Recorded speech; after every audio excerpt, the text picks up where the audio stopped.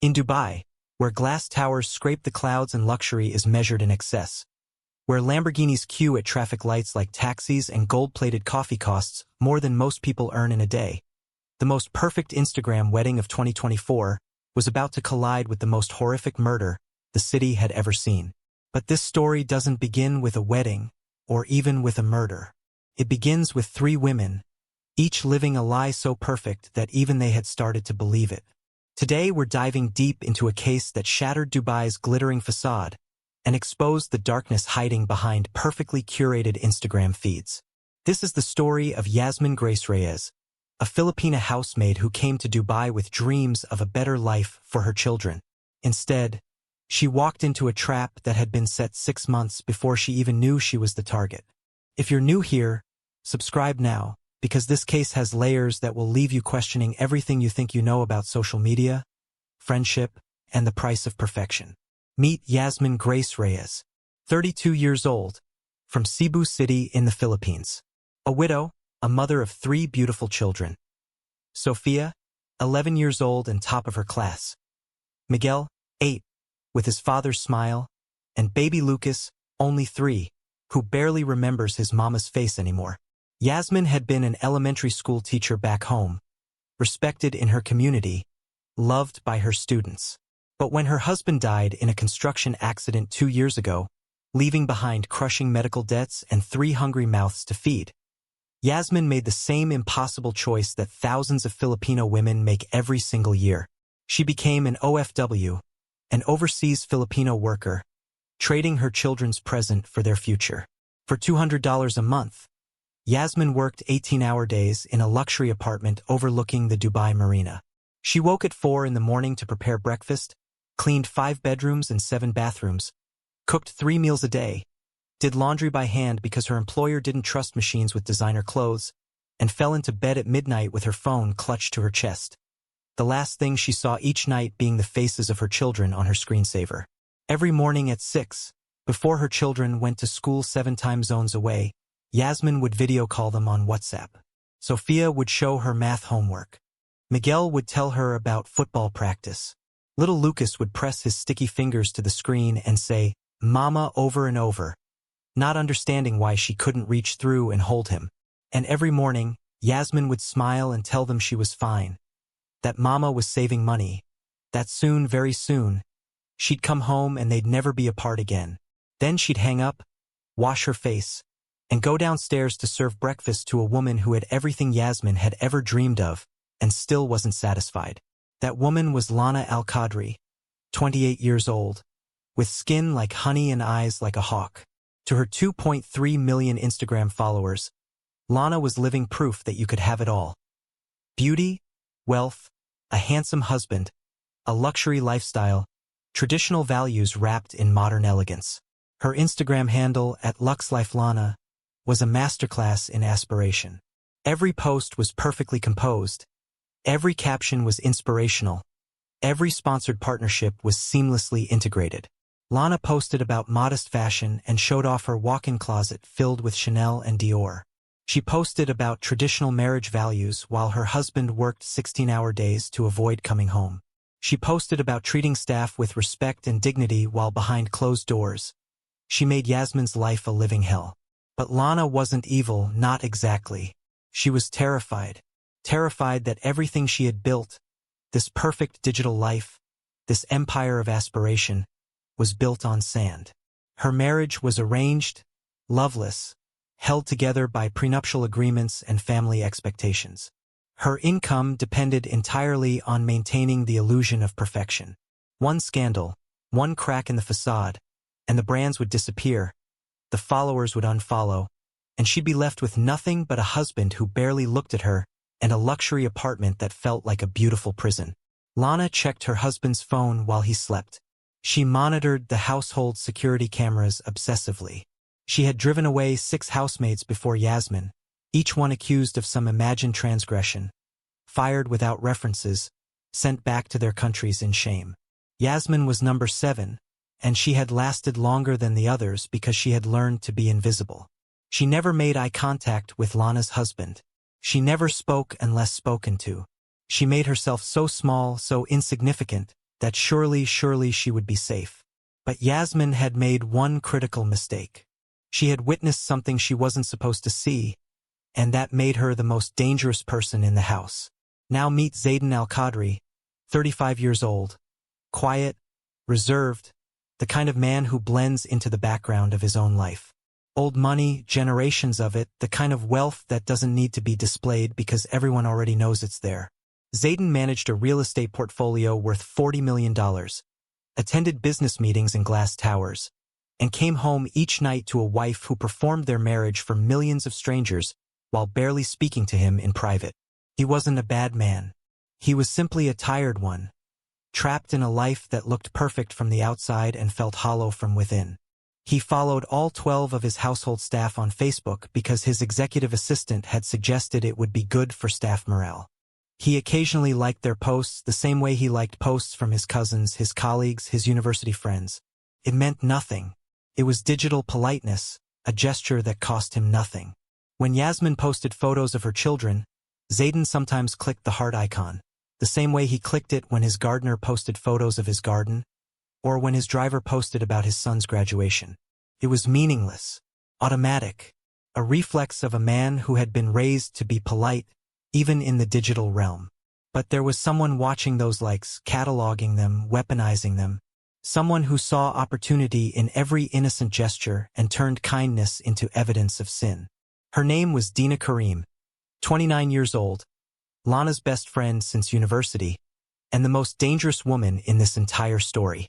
Dina was beautiful in a sharp way, all angles and ambition, with 180,000 Instagram followers of her own and a hunger that could never be satisfied.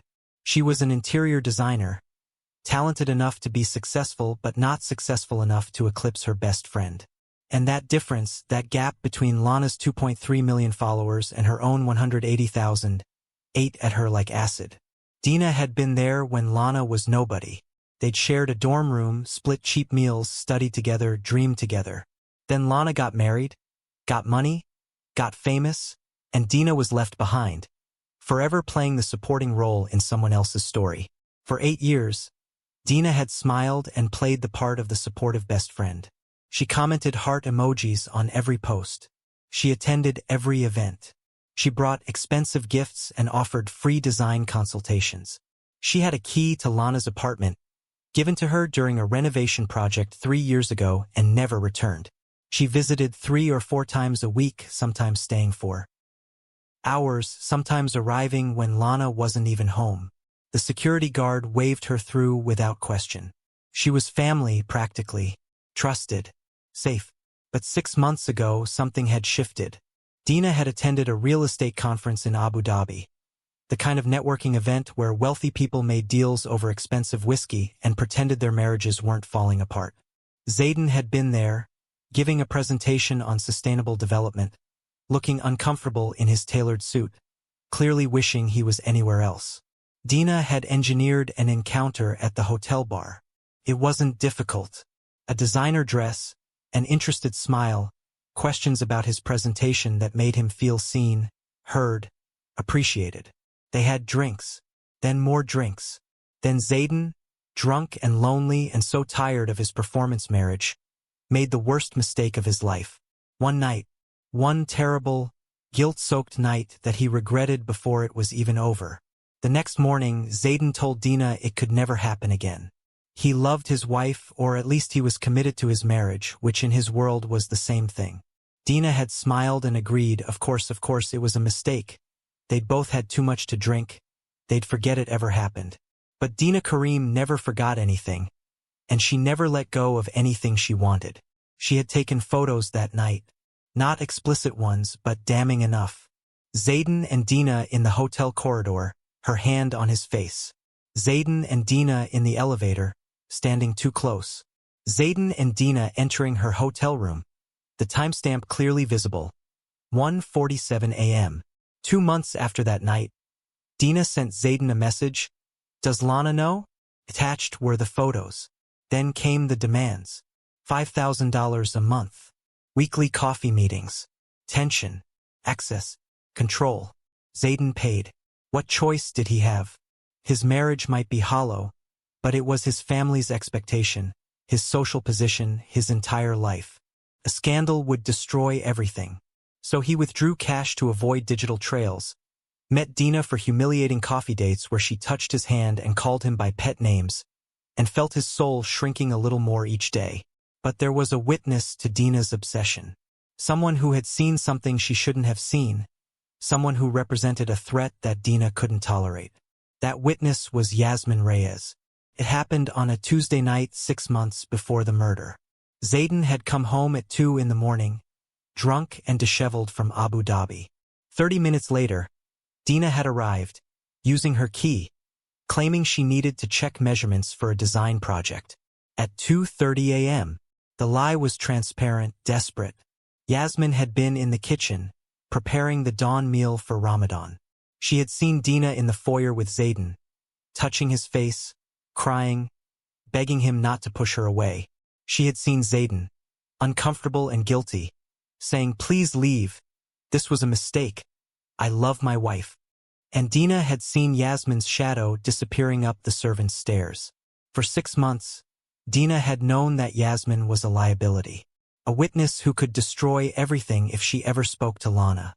At first, Dina told herself the housemaid wouldn't dare speak.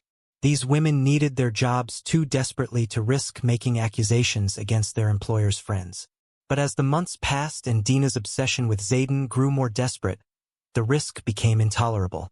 Yasmin had to be eliminated, but it had to be done carefully, cleverly, in a way that left Dina's hands clean. So Dina began to build a trap, piece by piece, lie by lie. She created fake social media accounts. She photoshopped evidence. She manipulated Lana's paranoia like a virtuoso playing an instrument. And she maneuvered an innocent woman into position to take the fall for a murder that Dina had been planning for 6 months. This is the story of how 3 women's lives collided in a luxury apartment in Dubai. How social media became a weapon. How jealousy became murder. How a housemaid's life was valued at less than an Instagram image.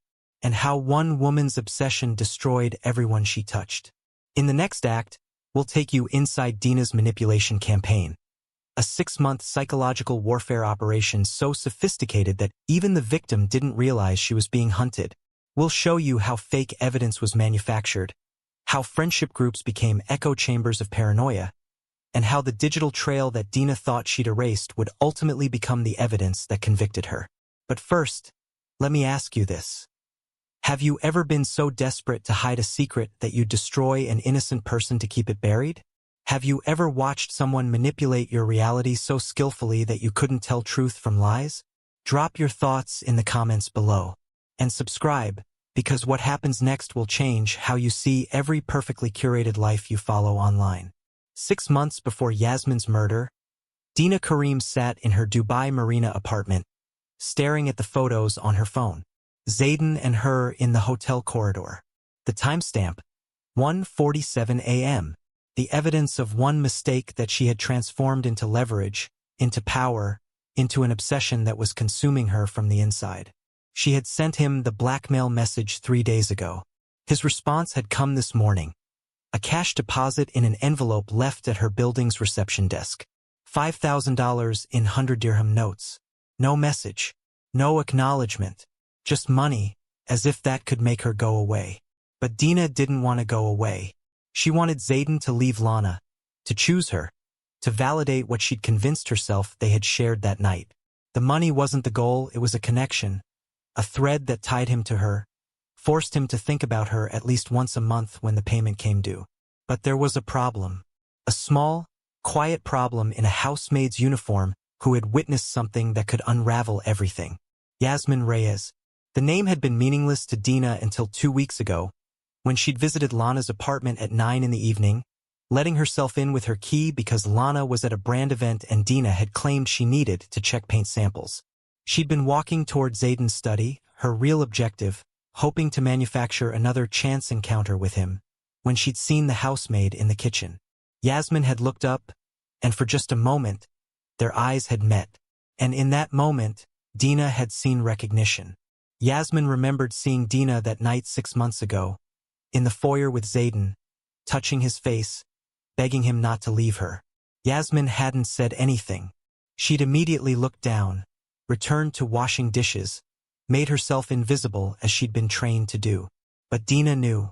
The housemaid was a witness, a liability, a bomb waiting to explode. That night, Dina made her decision. Yasmin had to be eliminated, but it had to look like someone else's fault. Lana's fault. And so began the most elaborate psychological manipulation campaign that Dubai had ever seen, one that would be dissected by forensic psychologists for years to come as a case study in weaponized paranoia. Dina's plan had 3 phases. First, create evidence of an affair that didn't exist. Second, manipulate Lana into believing the evidence. Third, guide Lana toward confrontation, violence, and ultimately murder, while keeping her own hands perfectly clean. Phase 1 began in November, 3 months after Dina had seen Yasmin's knowing look. Dina created a fake Instagram account using stolen photos and a VPN to mask her location. The account was called a Kuwait Gossip Reel, and it specialized in posting blind items about affairs, scandals, and secrets among the Gulf region's elite. The account gained 15,000 followers in its first month by posting just enough truth mixed with speculation to seem credible. Then, slowly, carefully, Dina began to focus the account's attention on a very specific target: wealthy men who followed their household staff on social media. The posts were subtle at first. Why do some men follow their maids on Facebook? Asking for a friend, then more specific. Ladies, if your husband likes your housemaid's photos at 2 a.m., you might want to ask some questions. None of the posts mention Lana or Zayden by name. They didn't have to. Dina sent screenshots to Lana's friend group chat, adding crying laughing emojis and comments like, "Can you imagine?" She was planting seeds, making Lana's friends think about the possibility before introducing the specific accusation. Next, Dina needed evidence. She created 2 more fake Instagram accounts, one pretending to be Zayden, one pretending to be Yasmin. The fake Zayden account used photos stolen from Lana's public posts, carefully cropped to remove Lana herself. The fake Yasmin account used photos taken from Yasmin's real Facebook profile, the innocent pictures of her children that she posted every week. Then Dina used these fake accounts to create fake conversations. The fake Zayden sent heart emojis to the fake Yasmin. The fake Yasmin responded with blushing faces. The messages were carefully crafted to seem forbidden, exciting, inappropriate. "You look beautiful today. Thank you, sir. You are too kind. Don't call me sir when we're alone." Dina took screenshots of these fabricated conversations. She adjusted the timestamps using photo editing software to make the exchanges appear to happen at suspicious times. Late at night, early in the morning, during hours when Lana was known to be at events or meetings, the screenshots looked completely authentic. The metadata would later prove they were manufactured, but that would take forensic analysis. To the naked eye, they were damning evidence of an inappropriate relationship. But Dina didn't send them to Lana yet. That would be too obvious, too direct. Instead, she embarked on phase 2, making Lana discover the evidence herself. This phase required patience, subtlety, and an intimate knowledge of Lana's insecurities that only a best friend would possess. Dina knew that Lana checked Zayden's phone while he slept. She knew that Lana monitored the household security cameras obsessively. She knew that Lana's biggest fear was public humiliation, having her perfect marriage exposed as a fraud in front of her 2.3 million followers. In December, Dina began visiting Lana more frequently, always bringing gifts, always offering support, always positioning herself as the most loyal friend anyone could ask for. During these visits, she would casually mention noticing things. "Has Zayden been acting strange lately? He seemed stressed at dinner last week." Or, "I saw Yasmin wearing new clothes yesterday. Can she afford that on her salary?" Or, "It's weird. I've noticed that Yasmin always seems to be in whatever room Zayden is in. Have you noticed that?" Lana, already prone to anxiety and paranoia, began to notice things too.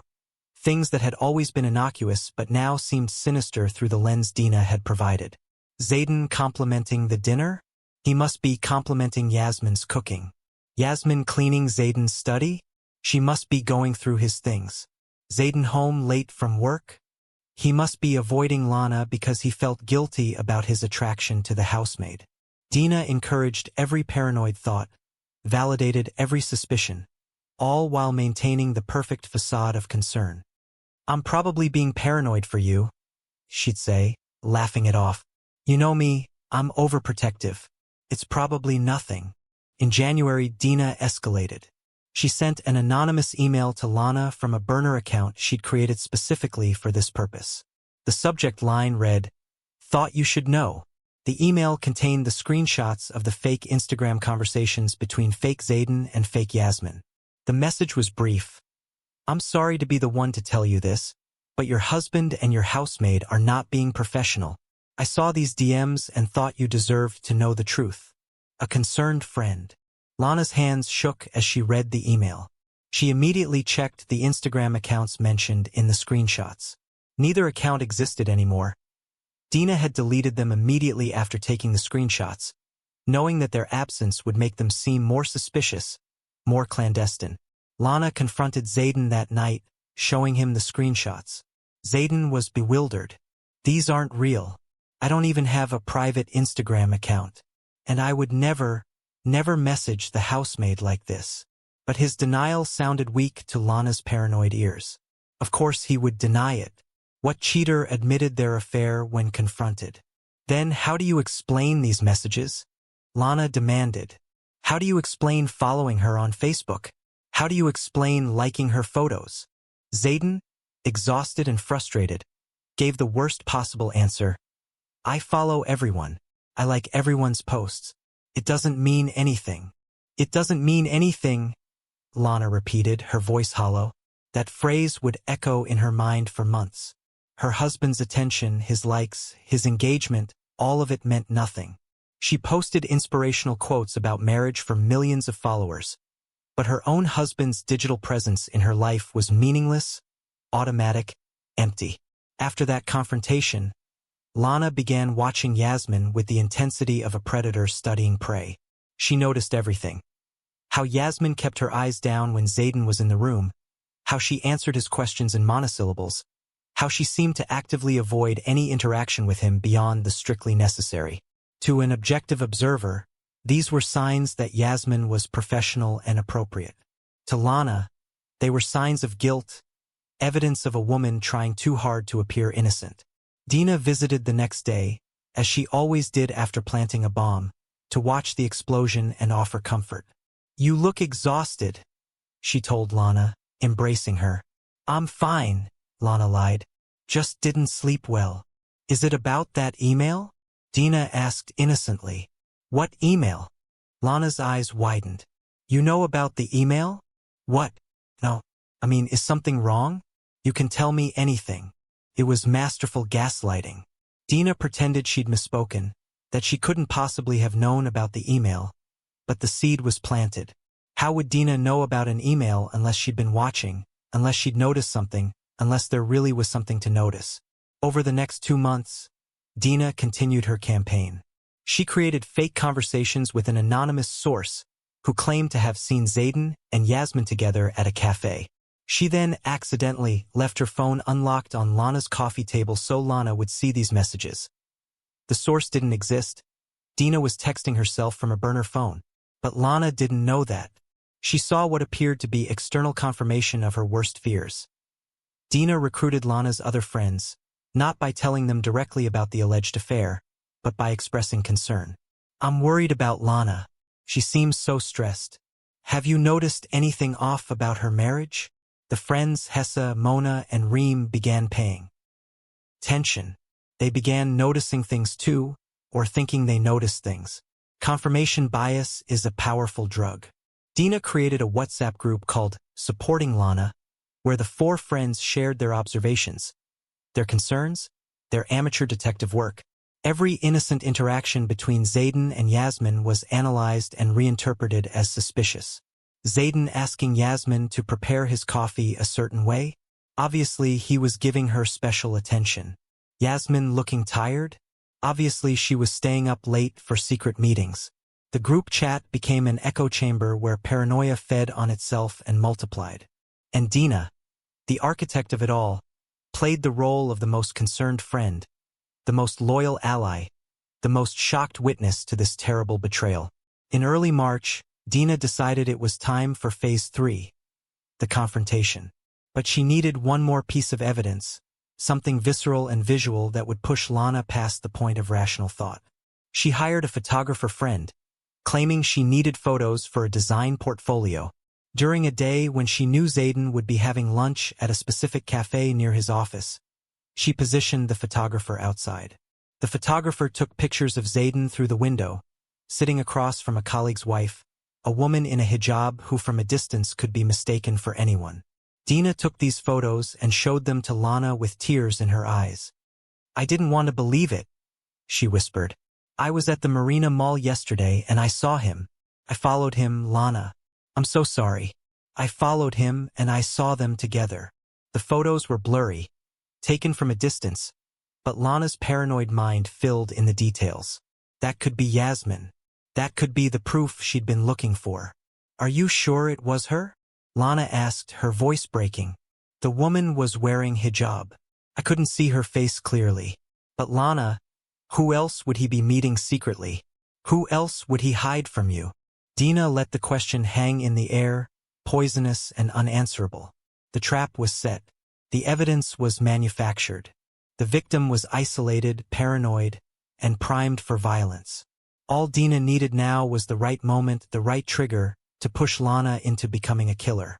That moment came on March 15, 2024, when Dina arrived at Lana's apartment at 8 in the morning, unannounced, and told her best friend, "Today is the day you confront her. Today is the day you get the truth." And Yasmin Reyes, who had no idea that she'd been marked for death 6 months ago, who thought this was just another day of cooking and cleaning and counting down the hours until she could video call her children, woke up that morning and began preparing breakfast for the people who were going to kill her. In the next act, we'll take you inside the 14 hours that changed everything. From the moment Dina arrived to set her plan in motion, to the moment Yasmin took her last breath, to the amateur cover-up that would ultimately expose not just a murder but a conspiracy that had been 6 months in the making. This is where the perfect plan begins to crack, where the digital evidence that Dina thought she'd erased begins to surface, and where Yasmin's last act of courage, a voice memo recorded by accident, becomes the testimony that would speak for her from beyond the grave. March 15, 2024. A Friday. For Yasmin Reyes, it began like every day for the past 14 months. Her alarm went off at 4 a.m. in her small room on the top floor where heat accumulated and air conditioning barely reached. She prayed for her children's safety, for strength to endure one more day until she could go home. At 5:30 a.m., she FaceTimed her children. Sophia appeared first in her school uniform. "Mama, I got an A on my math test." Yasmin's heart broke and swelled. "I'm so proud of you, my love." Miguel pushed into frame with a drawing of their family, 4 stick figures and a 5th with wings. "That's Papa. He's an angel watching us from heaven." Yasmin's sister Maricel appeared behind them, exchanging that silent look. "Are you okay?" "I'm fine," Yasmin mouthed, a lie they both acknowledged.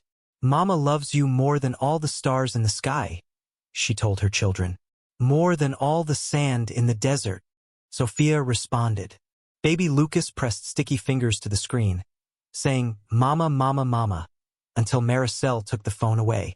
Yasmin cried silently, as she always did after these calls. She wiped her face and began her day. She prepared Zayden's coffee, strong, black, 1 sugar. She arranged Lana's breakfast artfully for Instagram. At 6:47 a.m., she posted on Facebook, "Good morning from Kuwait. Missing my angels #OFW #MomLife #blessed." Minutes later, Zayden liked the post while drinking his coffee, scrolling automatically. Meaningless. But Dina Karim was watching. She'd been awake since 5 a.m., monitoring everything, waiting. When she saw Zayden's like, she took a screenshot. More evidence. At 8 a.m., Dina entered Lana's apartment with her key. She found her best friend on the balcony, hollow-eyed, having lost 8 pounds in 2 weeks. Lana's followers commented goals, not knowing she was being psychologically tortured. "I brought breakfast," Dina announced. "You need strength for today." For the confrontation. Lana whispered, "What if I'm wrong? What if I'm just paranoid?" Dina took her hand. "Then she'll tell you that and you'll apologize. But what if you're right and do nothing? You'll hate yourself for being weak." Masterful manipulation. Framing inaction as weakness, confrontation as strength. At 10:30 a.m., Dina suggested staying for moral support. Then she texted Zayden from Lana's phone. "Come home for lunch. Important. We need to talk."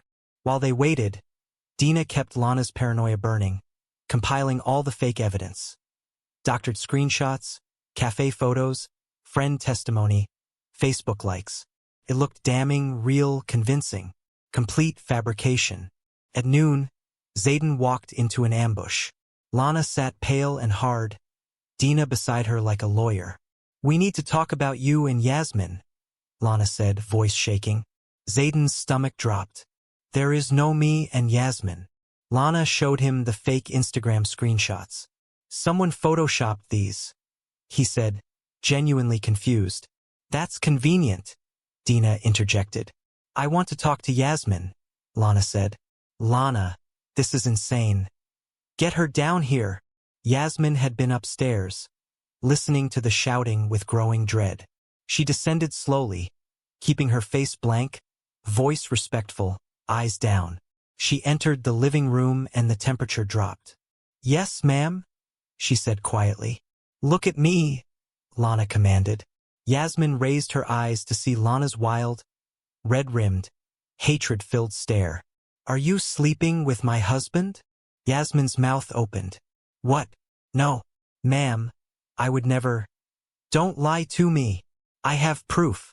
"Ma'am, I swear on my children's lives, I barely speak to him." Lana showed her the Facebook likes. "He likes everyone's posts. I post about my children." Yasmin pleaded desperately. Lana showed a doctored screenshot with a 2 a.m. timestamp. "Show me your phone," Lana demanded. Yasmin hesitated, not because of Zayden, but because she'd documented Dina's strange visits after witnessing her with Zayden 6 months ago. Self-preservation instinct.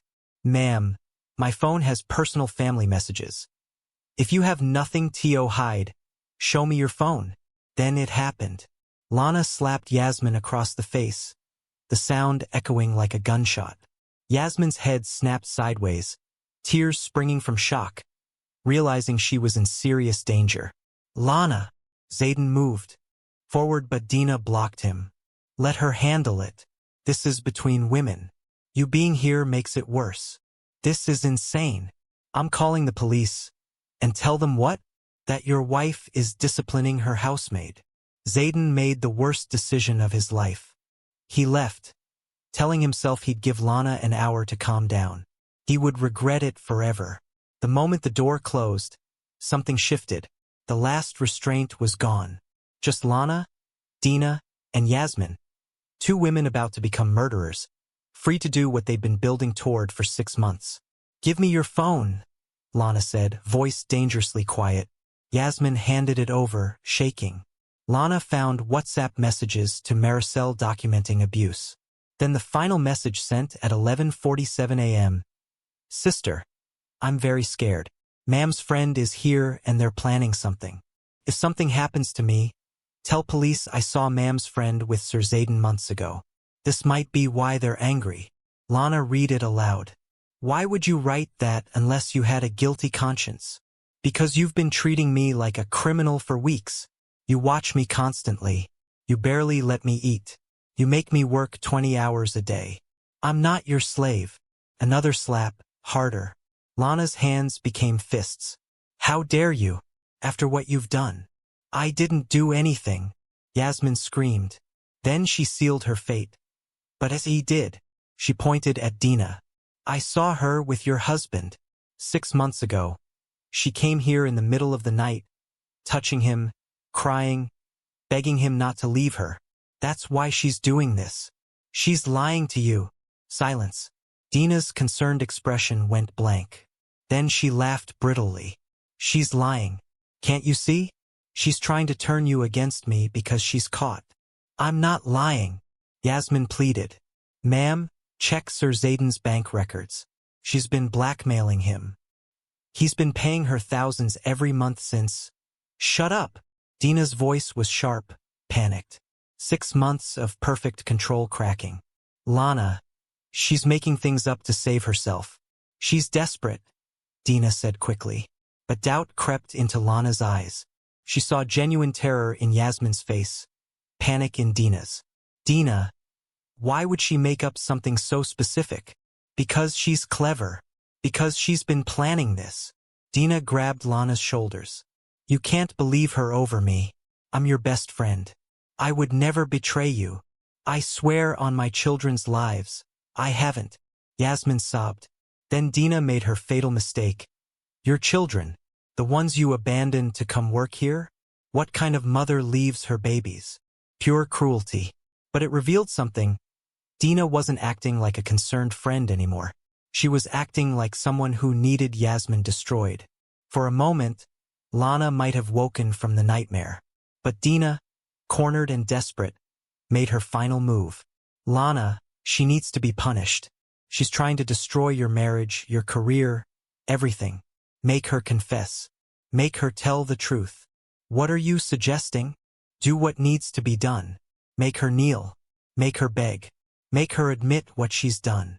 Carefully worded for plausible deniability. Not telling Lana to hurt Yasmin, just suggesting consequences.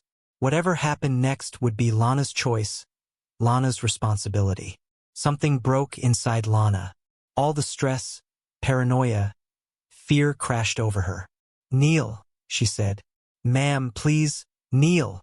Yasmin knelt, tears streaming. Then began 3 hours of horror documented by the voice memo app still running in her apron pocket, recording every word, every sound. Lana demanded impossible confessions. She slapped Yasmin repeatedly, pulled her hair, dragged her across marble. Just confess. Tell me the truth and this stops. But Yasmin had no truth to tell except the one Dina couldn't allow spoken. Dina stood back, interjecting. She's lying. Can't you see it? She's trying to destroy everything. Your followers will find out. She deserves this. She's a homewrecker. Every statement calculated to fuel Lana's rage, prevent clarity or compassion. Crucially, Dina filmed portions on her phone. Later she'd claim it was evidence. Truth was darker. Documenting her power, her successful manipulation of her best friend into becoming a killer. By 3 p.m., Yasmin was badly injured. 3 broken ribs, internal bleeding, still refusing to confess to something she hadn't done. I didn't do anything, she whispered through split lips. Lana, exhausted and crying, looked at Dina helplessly. She won't confess. Maybe she's telling the truth. She's lying. She's tougher than we thought. Keep going. I can't anymore. Then you let her win. Let her destroy your marriage and walk away laughing. But Yasmin wasn't walking anywhere. She lay on marble, barely conscious, drowning in her own blood. At 5 p.m., when Yasmin whispered, I didn't do anything one final time, Dina made her move. She'd been waiting for this, for Yasmin to be weakened enough. She's faking it. She's trying to make you feel guilty. One more time. Make her confess. Lana, barely aware, kicked Yasmin in the head. Skull fracture. Instant. Yasmin stopped moving.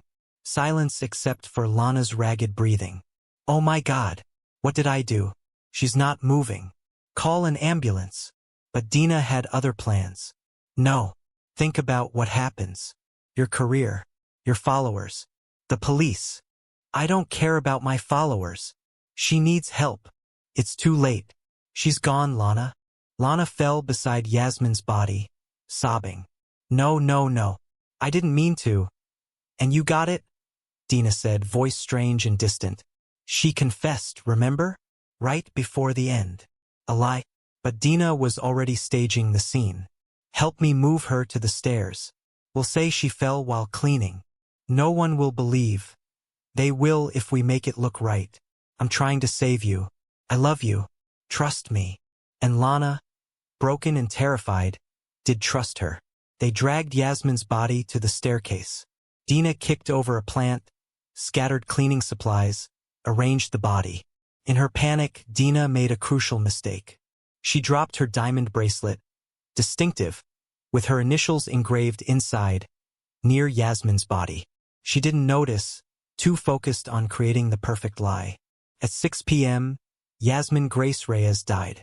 Not from a fall, but from massive head trauma and internal bleeding from 3 hours of sustained torture. Her last conscious thought was of her children, of promises she'd never keep. Her phone recorded everything until the battery died. 3 hours and 34 minutes documenting every moment, every word, every sound of violence. Testimony from beyond the grave. Evidence that would damn both women. At 6:30 p.m., Lana called emergency services, voice shaking. "My housemaid fell down the stairs. She's not breathing. Please send help." But it was far too late. The crime was complete, the cover-up in place. And soon, the investigation would begin that would unravel not just a murder, but a 6-month conspiracy that would shock Dubai to its foundations. Detective Captain Faisal Almateri had been with Dubai police for 15 years, specializing in domestic violence cases. He'd seen terrible things, psychological torment, brutal physical violence. But when he walked into the penthouse apartment overlooking Dubai Marina on the evening of March 15, 2024, something felt immediately wrong. The emergency call at 6:35 p.m. reported a housemaid's accidental fall downstairs. Within 5 minutes, Captain Faisal knew this was no accident. The body lay at the base of a marble staircase, arranged too carefully, positioned too precisely. Yasmin's arms were at her sides, legs straight, as if placed rather than tumbled. In Real Falls, bodies land awkwardly, limbs at odd angles, clothing disheveled. This looked staged. Captain Faisal knelt beside the body, noting injuries before the medical examiner arrived. Severe facial bruising, multiple contusions across arms and torso, defensive wounds on hands and forearms. Not injuries consistent with a single fall. These were beating injuries, sustained over an extended period. The blood patterns told a different story. Blood in the living room on marble floor 20 feet from stairs. Blood on the white sofa. Blood spatter on the wall. Yet he was being told the woman had fallen downstairs? "Mrs. Al-Qadri," Captain Faisal said, turning to the woman on the balcony, wrapped in a blanket despite the warm evening. "Walk me through what happened." Lana's face was blank, shock-white, streaked with dried tears, hands shaking. She was cleaning the stairs. "I heard a crash. When I came out, she was just lying there." "You heard a crash but didn't see her fall?" "I was in my room. I came out and found her." Her story was already inconsistent. If Yasmin had fallen while cleaning, supplies would be scattered on stairs. Instead, they were arranged at the base, placed there afterward. The knocked-over plant was too far from stairs to have been hit by a falling body. Everything screamed cover-up. Then Captain Faisal noticed the second woman, sitting quietly in the corner, perfectly composed while the wife fell apart. "And you are Dina Karim, Lana's friend. I arrived after it happened. I came when Lana called me." "Mrs. Al-Qadri," Captain Faisal said, still looking at Dina, "you told the emergency operator you were alone when you found the body, but your friend says you called her. Which is true?" Lana's eyes went wide, panicked. She looked at Dina, who gave a tiny head shake. I was alone. Dina came after. I must have told the operator wrong. I was confused." "What time did you arrive, Miss Karim?" "Around 6:30, right before the ambulance." But the building security log would show Dina Karim had entered at 8 a.m. and never left. She'd been there 10.5 hours. "Why lie?" Captain Faisal made a decision. "I'm going to need both of you to come to the station for formal statements. Standard procedure in any death investigation." "Are we under arrest?" Dina asked, suddenly sharp. "Should you be?" Captain Faisal replied.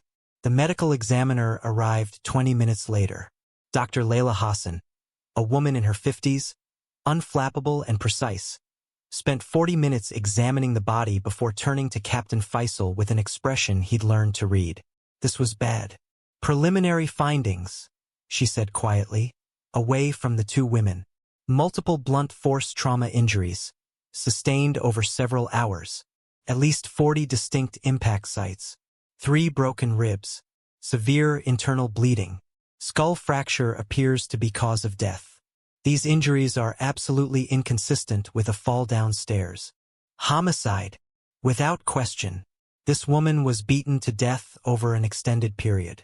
I'd estimate at least 3 to 4 hours of sustained assault before the fatal injury. Time of death. Based on body temperature and rigor, between 5 o'clock and 6 p.m., less than 2 hours ago. Captain Faisal looked back at the living room at the blood evidence at the two women both involved somehow.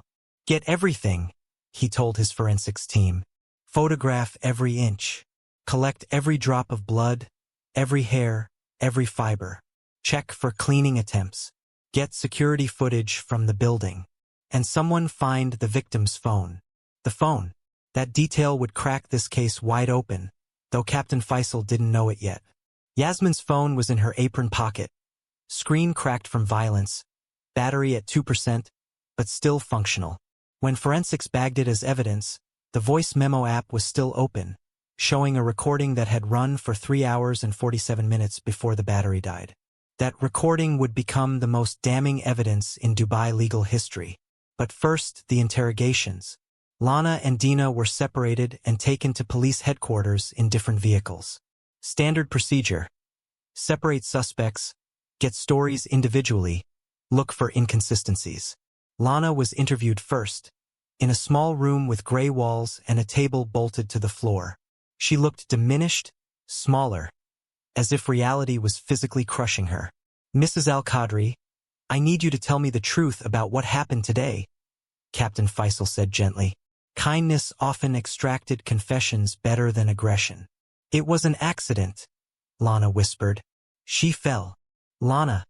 May I call you Lana? I've been doing this job for 15 years. I know what fall injuries look like. Those weren't fall injuries. Your housemaid was beaten severely over several hours. I need you to tell me who did that. Lana's face crumpled. For a long moment, she just cried, harsh sobs shaking her whole body. Then, I thought she was sleeping with my husband. Dina showed me proof. Messages, photos, she showed me everything. I just wanted her to tell me the truth. So you hit her? I slapped her. I was angry. I just wanted her to confess. And then what happened?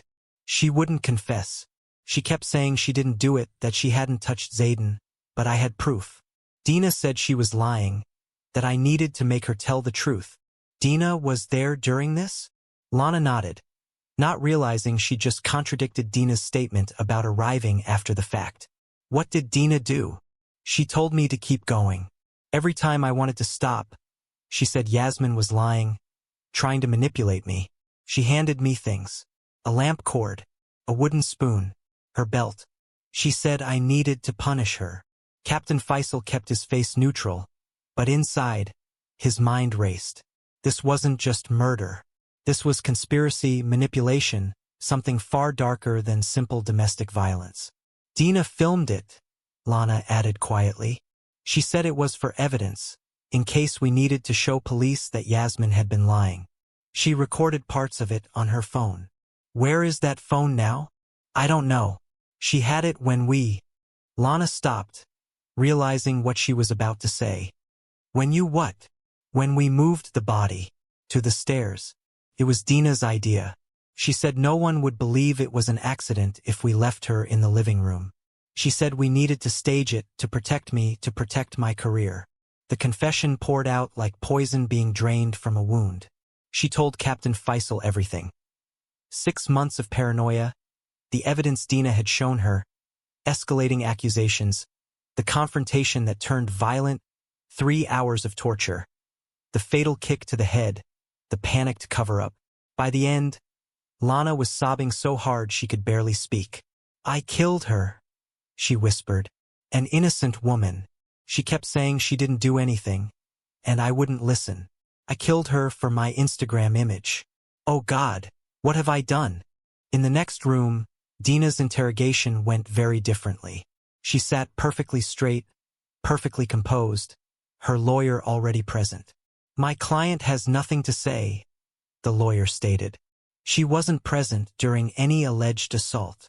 "That's interesting," Captain Faisal said, "because Mrs. Al-Qadri just gave us a very detailed statement that contradicts that. She says you were there the entire time.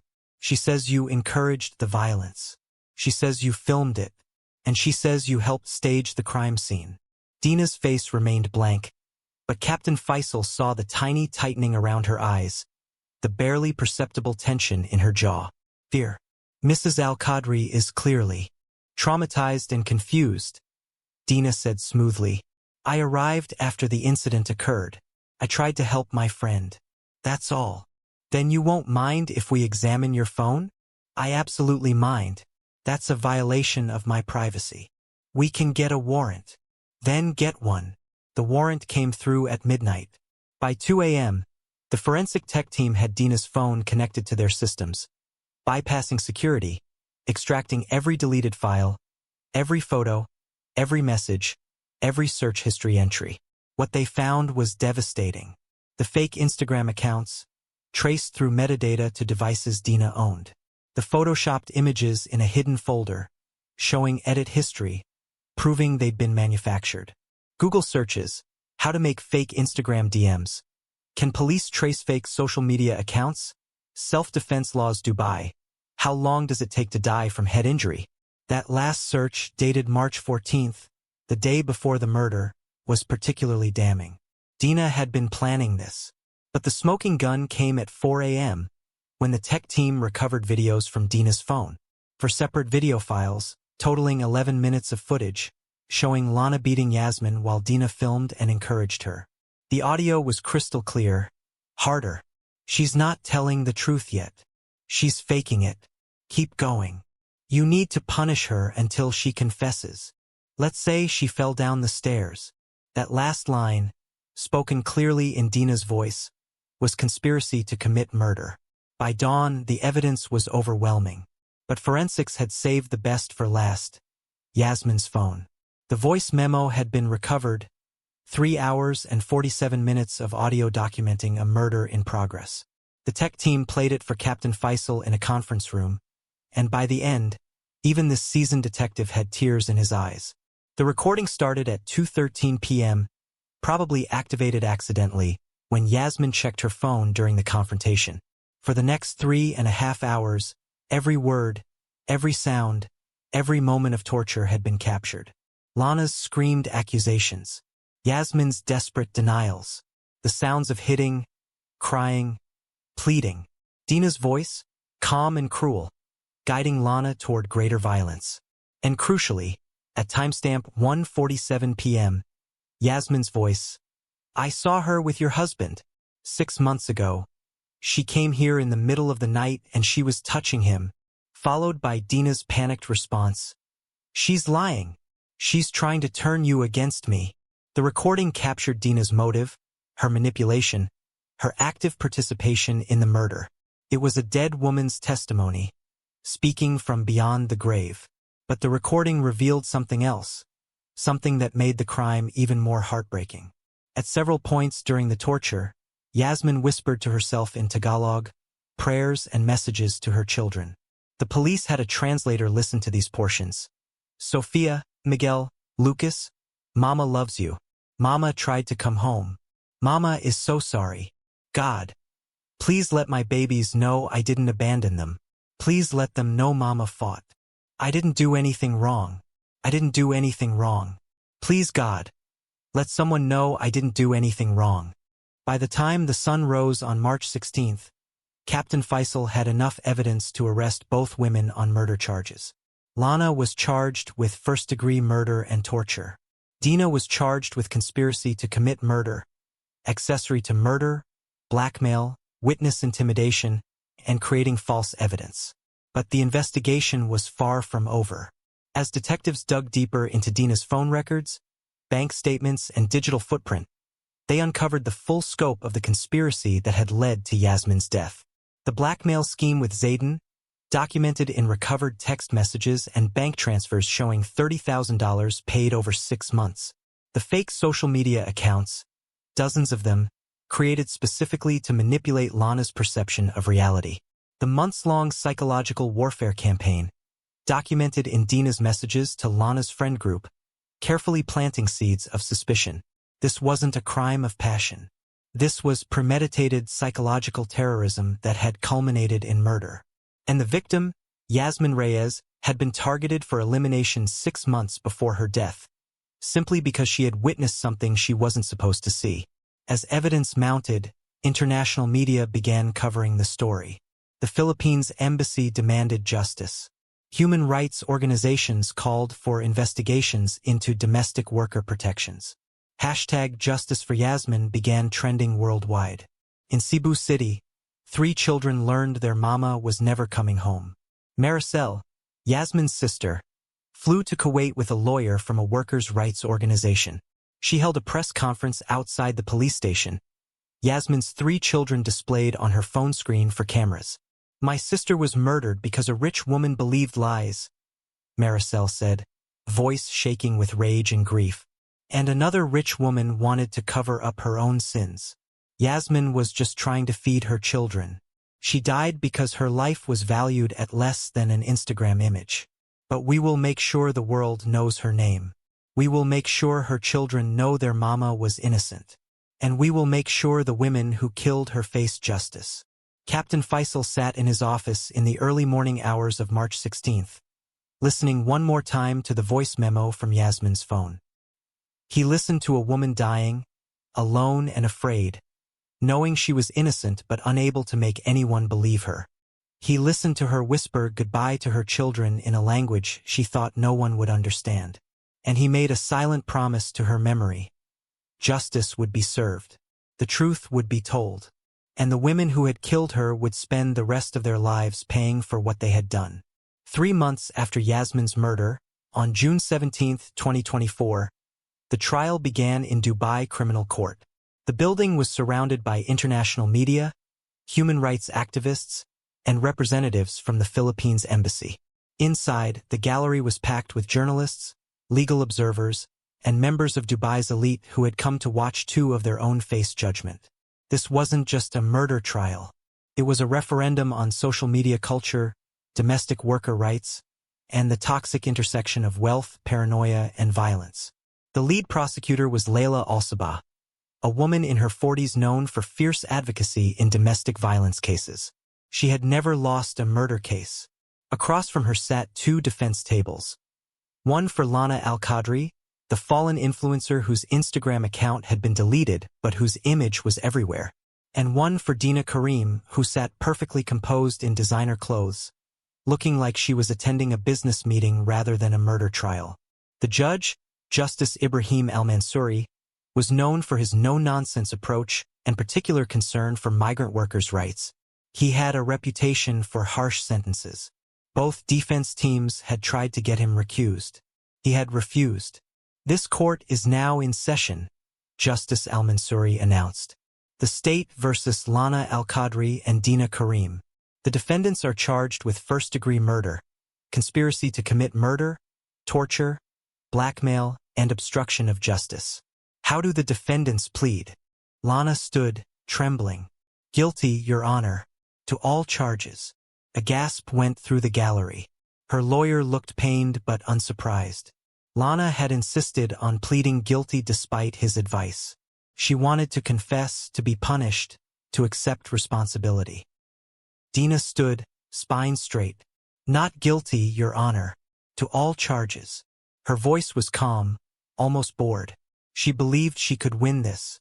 She believed her careful planning, manipulation, and intelligence would save her. She was wrong. Prosecutor Al-Sabah's opening statement was devastating. "Your Honor, members of the court, what we will prove over the coming days is not simply that a murder occurred, though that is tragically clear. What we will prove is that this murder was the culmination of a 6-month psychological terrorism campaign orchestrated by Dina Karim to eliminate a witness to her own crimes. We will show that Dina Karim systematically manipulated her best friend, weaponized her mental health struggles, and turned her into a killer. Yasmin Reyes was not a victim of a crime of passion, but a carefully planned execution disguised as domestic discipline. She turned to look directly at the cameras broadcasting this trial worldwide. Yasmin Reyes was worth $200 a month to her employers. But to her 3 children, she was priceless. She was their whole world. And she was murdered because Dina Karim decided her life was worth less than a secret, and Lana Al-Qadri decided her life was worth less than an Instagram image. Over the next weeks, we will hear Yasmin's voice speaking from beyond the grave. We will hear her final hours documented in excruciating detail. And when you hear her testimony, you will understand that justice demands the harshest possible sentence for both of these women. The first piece of evidence presented was the voice memo. The courtroom fell silent as the audio played, 3 hours and 47 minutes condensed to the most critical moments. What the court heard was enough. Lana's screamed accusations. "Are you sleeping with my husband?" Yasmin's desperate denials. "No, ma'am. I swear on my children's lives." The sounds of violence. Slaps, thuds, crying, pleading. Dina's voice, calm and cruel. "She's lying. Can't you see it in her eyes? She's trying to destroy your marriage, your career, everything. She deserves this. She's a homewrecker. She's faking it. Keep going." And then, the most damning moment, Dina's voice clear and distinct. "Let's say she fell down the stairs." The gallery erupted in whispers. Several people were crying. One journalist ran from the courtroom, hand over her mouth. Even Justice Al-Mansouri looked shaken. Lana had her head in her hands, sobbing. Dina's face remained impassive, but her hands gripped the table edge so tightly her knuckles were white. The prosecution would also like to present segments where the victim speaks in her native language, Tagalog. Prosecutor Al-Sabah said, "We have had these portions translated." The translator, a Filipino woman in her 30s, stood to read the translation, her voice breaking. "Sophia, Miguel, Lucas, Mama loves you. Mama tried to come home. Mama is so sorry. God, please let my babies know I didn't abandon them. Please let them know Mama fought. I didn't do anything wrong. I didn't do anything wrong. Please God, let someone know I didn't do anything wrong." By the time the translator finished, there wasn't a dry eye in the courtroom except for Dina's. She sat perfectly still, perfectly composed, and that coldness, that complete lack of empathy, was almost as damning as the evidence itself. Day 2 brought digital forensics evidence. Tech expert Hassan Al-Zabi presented his findings with surgical precision. "We recovered multiple fake social media accounts from devices owned by Ms. Karim," he explained, displaying screenshots on courtroom monitors. These accounts were created using VPN services purchased with credit cards linked to Ms. Karim's business. The accounts were used to create fabricated evidence of an affair between Mr. Al-Qadri and Mrs. Reyes. He showed the fake Instagram DMs, the photoshopped images, the doctored timestamps. These messages never existed. They were manufactured entirely by Ms. Karim using publicly available photo editing software. We can prove this through metadata analysis, edit history logs, and device fingerprinting. The prosecution submits into evidence 247 separate instances of digital manipulation by the defendant Dina Karim. Prosecutor Al-Sabah stated, "Each one a brick in the wall of lies she built to murder Yasmin Reyes." Hassan continued, "We also recovered Ms. Karim's Google search history, which she attempted to delete, but which was preserved in cloud backups. The searches appeared on screen. How to make fake Instagram DMs. November 18, 2023. Can police trace fake social media accounts? January 3, 2024. Self-defense laws Dubai, February 27, 2024. How long does it take to die from head injury? March 14, 2024. 11:47 p.m. The courtroom went silent. That last search, conducted less than 24 hours before the murder, showed premeditation. This wasn't a spontaneous act. Dina had been planning Yasmin's death. Day 3 brought Zayden Al-Qadri to the stand. He looked like he'd aged 10 years in 3 months. The confident businessman was gone, replaced by a broken man carrying the weight of his mistakes. "Mr. Al-Qadri," Prosecutor Al-Sabah began gently, Please tell the court about your relationship with Miss Karim. Zayden's voice was hollow. 6 months before Yasmin's murder, I made a terrible mistake. I slept with Dina one night in Abu Dhabi. I was drunk and lonely and I immediately regretted it. I told her it could never happen again. What happened next? She blackmailed me. She had taken photos that night, nothing explicit but damaging enough. She demanded $5,000 a month. Paid her. I was a coward. I was afraid of my wife finding out, afraid of scandal, afraid of my family's judgment. So I paid her for 6 months. Did you have any romantic or sexual relationship with Yasmin Reyes? No, none whatsoever. I barely knew her. I followed her on Facebook like I follow all my staff members. I liked some of her posts about her children because I try to acknowledge my employees' lives. That's all. There was never anything inappropriate. Did Yasmin witness anything that might have made her a threat to Miss Karim? Yes. My wife told me after everything that Yasmin had seen Dina at our apartment one night at 2:30 a.m. Dina was there without invitation, had let herself in with a key she'd kept from years ago. Yasmin saw Dina with me, saw her being inappropriate, heard her saying things about our relationship that weren't true. Yasmin was a witness to Dina's obsession. So Yasmin knew about Miss Karim's affair with you and her blackmail scheme? Yes, and that made her dangerous to Dina's plan. Zayden's testimony was corroborated by bank records showing $30,000 in cash withdrawals over 6 months, always in $5,000 increments, always dated just before Dina had made expensive purchases. The financial trail was clear. Days 4 through 7 brought witnesses who painted a picture of Dina's manipulation campaign.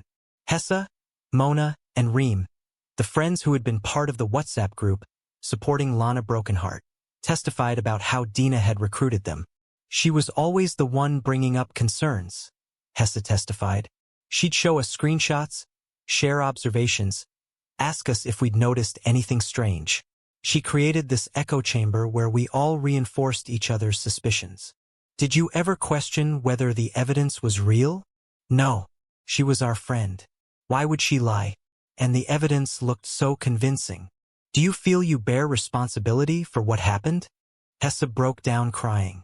Yes, we encouraged Lana to confront Yasmin. We validated her paranoia. We helped create the environment where this could happen. I will never forgive myself. Week 2 brought medical evidence. Dr. Layla Hassan, the medical examiner, presented her autopsy findings with clinical precision, but even she seemed affected. Yasmin Reyes sustained 47 distinct impact injuries across her body. 3 broken ribs, ruptured spleen, severe internal hemorrhaging, skull fracture. These injuries were sustained over approximately 3 to 4 hours, indicating sustained and systematic torture.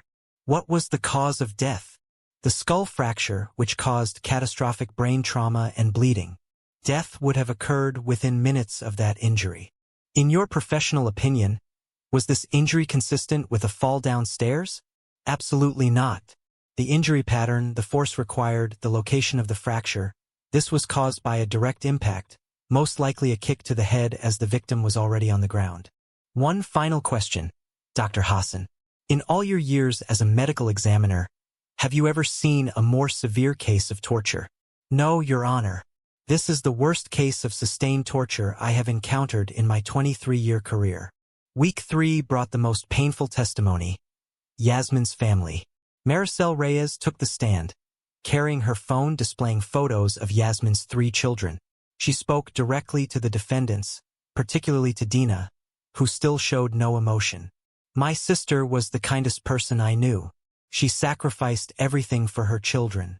She left them, left her home, left her life, to work in a foreign country for $200 a month.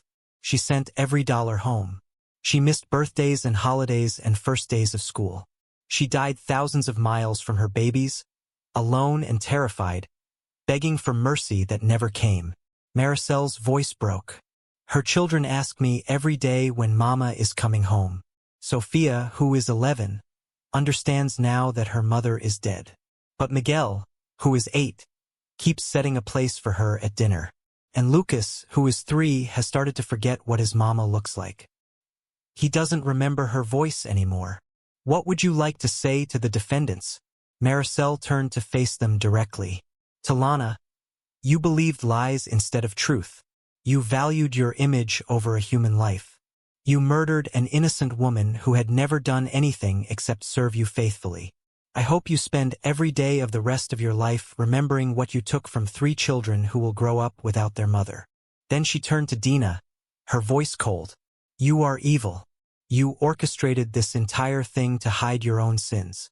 You manipulated your best friend into becoming a killer. You stood by and encouraged torture. You filmed it like entertainment. You helped hide the body. And through it all, you felt nothing. You are a monster. And I hope you rot in prison for the rest of your life. Week 4 brought defense cases. Lana's attorney barely mounted a defense. His client had confessed to everything, expressed genuine remorse, and wanted to accept responsibility. Lana took the stand herself, against her attorney's advice, looking directly at the camera. I want Yasmin's children to hear this. I murdered your mother, not because she did anything wrong, but because I was weak and paranoid and I believed lies instead of truth. Your mother's last words were prayers for you. Her last thoughts were of you. She was innocent. She was good. She was kind. And I killed her because I cared more about my Instagram image than her life. I cared more about what strangers thought of me than the truth. I am guilty of everything I've been charged with. I accept full responsibility. I deserve to spend the rest of my life in prison. Dina's defense was different. Her attorney claimed she'd been a passive witness who tried to help her friend but wasn't responsible for Lana's actions. Prosecutor Alsaba destroyed this in cross-examination.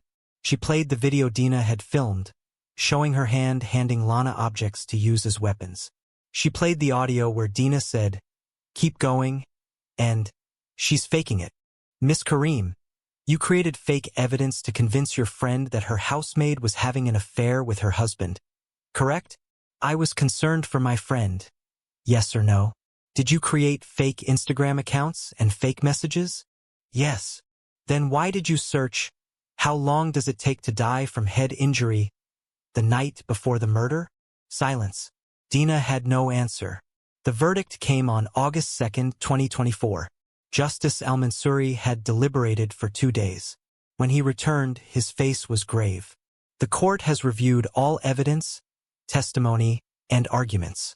In the case of Lana Al-Qadri, this court finds the defendant guilty of first-degree murder, torture, and obstruction of justice. In the case of Dina Karim, this court finds the defendant guilty of conspiracy to commit murder, accessory to murder, blackmail, witness intimidation, and obstruction of justice. The courtroom erupted. Dina's face finally showed emotion. Shock, disbelief, rage. Lana simply nodded, accepting judgment. This case represents the dangerous extreme of what happens when image becomes more important than truth, when social media validation becomes more addictive than human connection. Justice Al-Mansouri said, looking at the cameras. Yasmin Reyes came to Dubai with dreams of a better life for her children. She found only exploitation, abuse, and ultimately murder. This verdict sends a message that migrant workers' lives have value. That murder is murder, regardless of who commits it or who the victim is. He paused. Lana Al-Qadri, you are sentenced to life imprisonment without possibility of parole for 25 years. Dina Karim, you are sentenced to 30 years imprisonment for conspiracy to commit murder and related charges.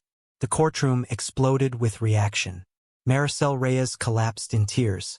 Lana bowed her head, accepting her fate. But Dina stood, face twisted with rage, screaming at the judge. This is wrong. I didn't kill her. This is a miscarriage of justice. I will appeal. That final outburst, that complete lack of remorse, that entitled rage at being held accountable. It confirmed everything the prosecution had argued about her character. As the defendants were led away in handcuffs, cameras captured their final moments. Lana, head bowed, broken and remorseful. Dina, head high, defiant to the end, still believing she was the victim of this story. 3 months after the verdict, Dubai looked different to those who knew where to look. The changes weren't visible in the glittering skyline or luxury shopping malls. They ran deeper in laws, conversations, and a quiet revolution in households where domestic workers were finally being seen as human beings deserving of protection. The trial of Lana Al-Qadri and Dina Karim had become a watershed moment. At its center was Yasmin Grace Reyes, the housemaid who had become a symbol, a catalyst, a ghost demanding justice not just for herself but for thousands like her. The first change came swiftly. Within weeks of the verdict, the UAE government announced sweeping reforms to domestic worker protections. Mandatory contracts in workers' own languages, passport confiscation ban, guaranteed days off, private sleeping quarters with locks, a 24-hour abuse hotline, surprise household inspections, and harsh penalties for violations including prison time.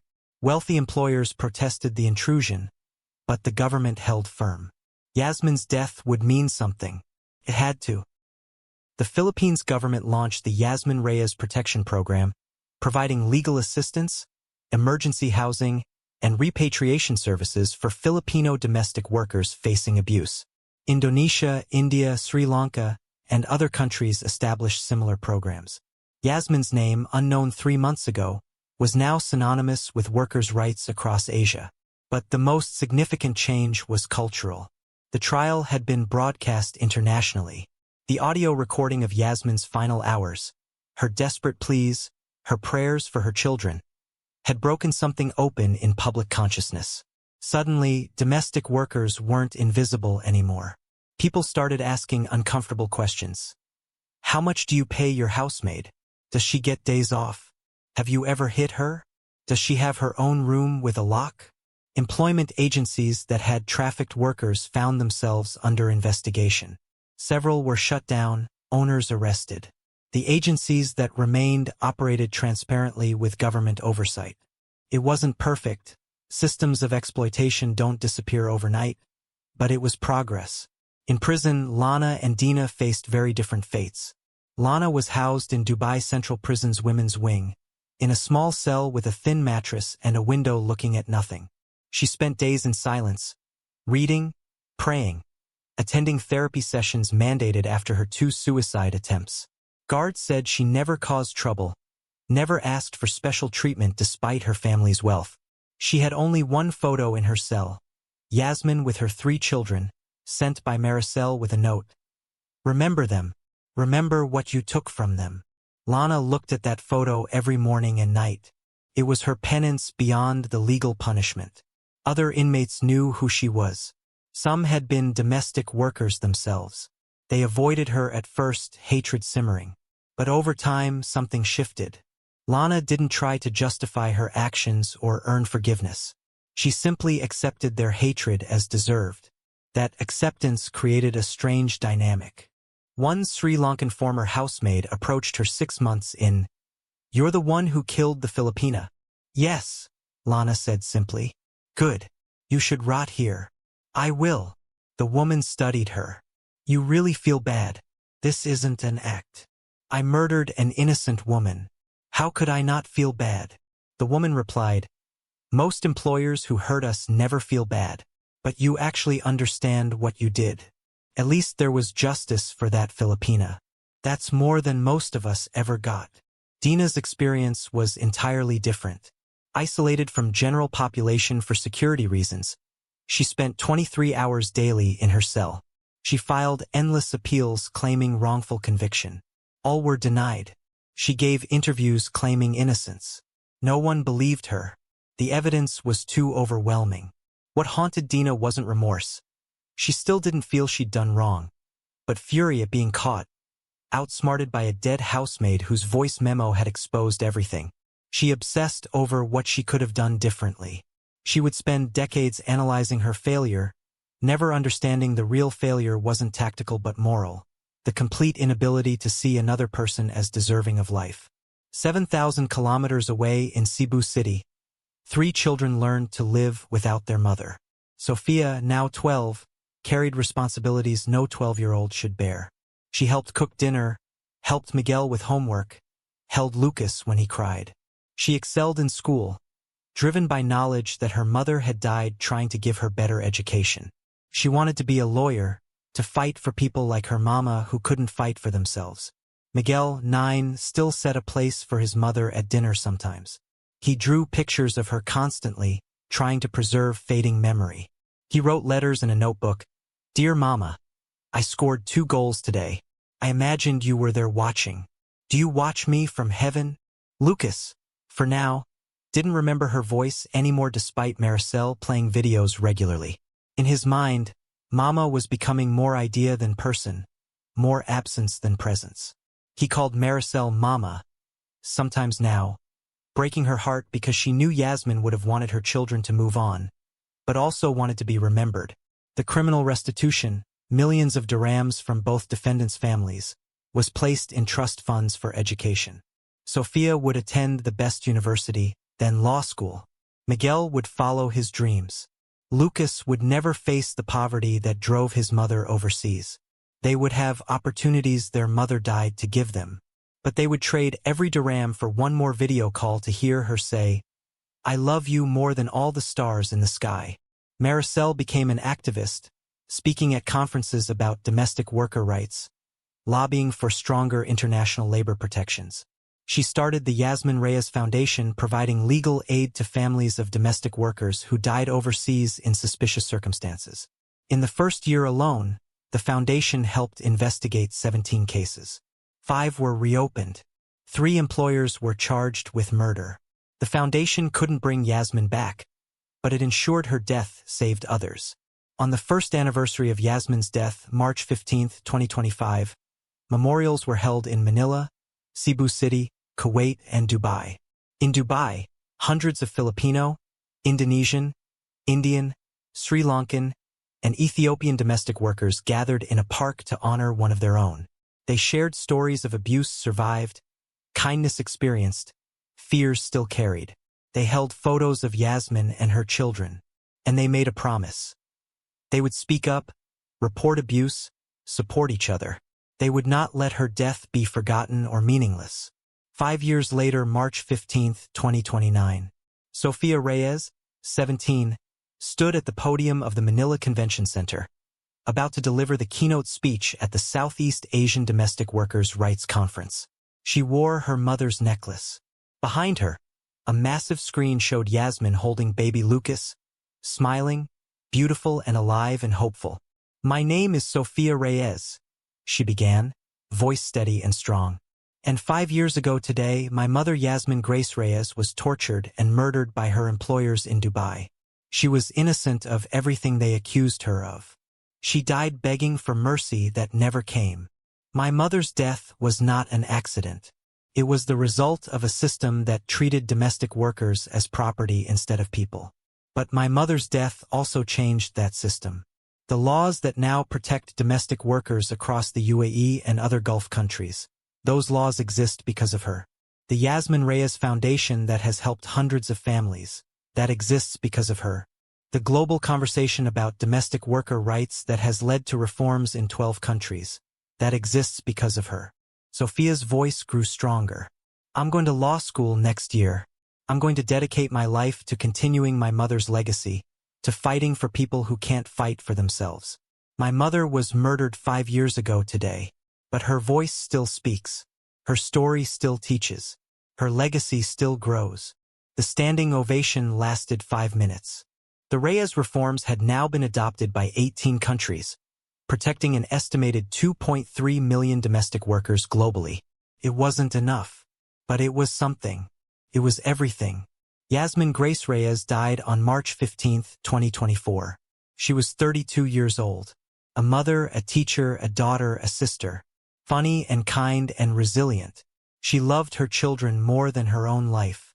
She died for no good reason except that she was vulnerable and people with power decided her life didn't matter. But her death changed laws. It sparked movements. It saved lives. It forced a reckoning. She mattered. She still matters. Every domestic worker who now has legal protection, every employer who thinks twice before raising a hand, every child who gets to keep their parent because abuse was reported and stopped, they are Yasmin's legacy. They are proof that her life meant something. Rest in peace, Yasmin Grace Reyes. Your children are safe. Your story is told. Your name is remembered. And the world you left behind is a little bit better, a little bit safer, a little bit more just because you were here.